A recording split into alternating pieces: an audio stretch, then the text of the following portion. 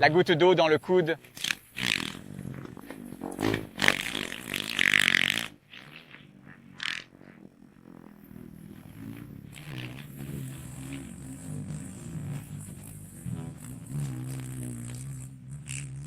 Je dois mettre KTM et Orange Gear dans ce groupe.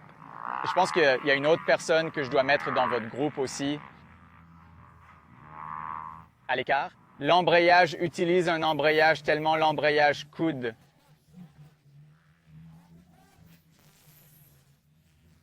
Shooty.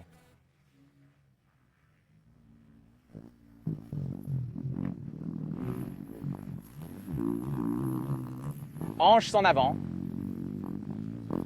On essaye de garder le coude intérieur en l'air. Ouais, je veux dire que Yamaha le fait le mieux, mais Yamaha a définitivement un problème de coude quand il s'agit de s'asseoir. On peut presque voir qu'il le contre. Je suis trop... Ouais, c'est vrai. Tu peux laisser la moto bouger et se pencher sous toi, mais ça ne devrait pas être le cas. Il y a beaucoup de gars qui sont comme tu peux le voir, ils essayent vraiment, et ça vient généralement avec un inconfort total. Il y a 2 personnes dans ce groupe, il faut agrandir la boucle, ils sont tous les uns sur les autres. Il est d'accord.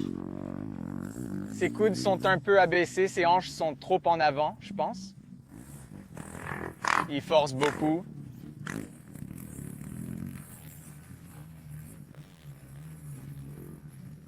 Ouais, oh boy, la tête est trop en arrière, il n'y a pas du tout de poids sur l'avant. Cette ornière va être détruite d'ici à ce que vous y alliez juste pour vous le faire savoir. Je vais peut-être devoir réparer. Il a... Il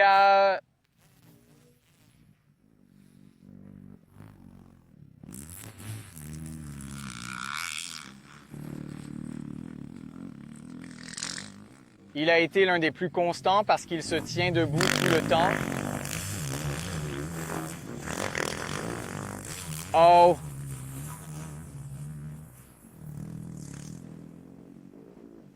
Mon gars, pourquoi les gars, quand ils arrivent à l'étape de l'entrée en scène, ils la claquent?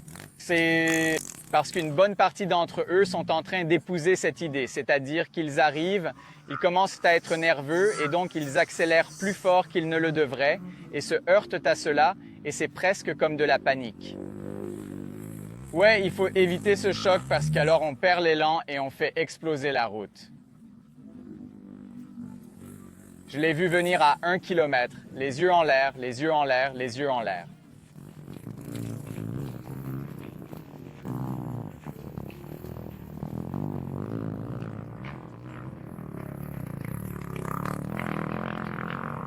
D'ailleurs, on devrait pouvoir voir ça quand on passe le rouleau. Beaucoup de ces gars n'ont pas vu ça avant d'être dans l'ornière sur le point de les frapper. Je donne le Dream One et aujourd'hui seulement vous pouvez gagner 3 fois des entrées en allant sur motoacademy.com, en vous abonnant à la plateforme motoacademy.com et tout ce que vous achetez en plus est une triple entrée. Juste aujourd'hui, nous allons choisir un gagnant le 14 juin. Donc il ne vous reste que quelques jours pour gagner le Ultimate 125 Build. Bonne chance les gars, je vais aborder 3 ou 4 sujets différents ici. Et c'était une sorte de thème général avant que je ne trouve la boucle. Il a raison. La plupart des gens allaient aussi vite qu'ils le pouvaient, pas seulement ici, mais tout au long de l'année. Le reste de la boucle est en théorie utilisé aujourd'hui pour créer de l'espace, afin que nous puissions revenir à ce sujet de manière efficace. Et nous devons aller lentement. J'ai dit que c'était moche parce que c'était moche comme si seulement quelques gars étaient capables de prendre ce virage. À quel point cette ornière a-t-elle changé entre le moment où vous avez commencé cette session et aujourd'hui?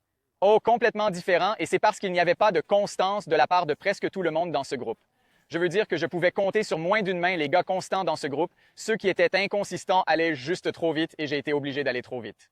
Je me suis fait poser une bonne question par l'un des parents qui m'a demandé pourquoi tout le monde frappait si fort cette partie de l'ornière. Je lui ai répondu que c'était parce qu'il devenait un peu nerveux et qu'il tentait presque des Hail Mary dans la première partie de l'ornière, qu'ils appuyaient trop fort sur l'accélérateur et qu'ils annihilaient cette partie du virage au lieu de ralentir avant à une vitesse qui leur paraissait confortable, ce qui est d'ailleurs confortable pour eux. À l'âge de 55 ans sera complètement différent de ce qui est confortable à l'âge de 3,81. Es-tu pro ou A? Tu es B, oh tu es bon. Et KTM 123, tu étais probablement le plus régulier. Tu te mettais très facilement dans le dos des gens. KTM 1729, c'est ça? Tu étais l'un des plus réguliers de ce groupe.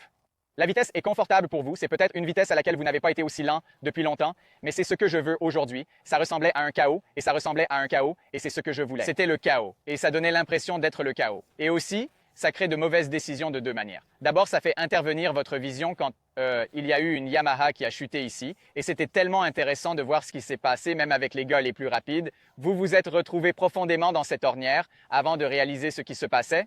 Vous auriez dû voir le coureur dans l'ornière dès que vous avez franchi le rouleau. Dès que ton pneu avant a franchi le sommet du rouleau, tu devrais faire un balayage rapide de ce virage pour voir de quoi tu t'approches.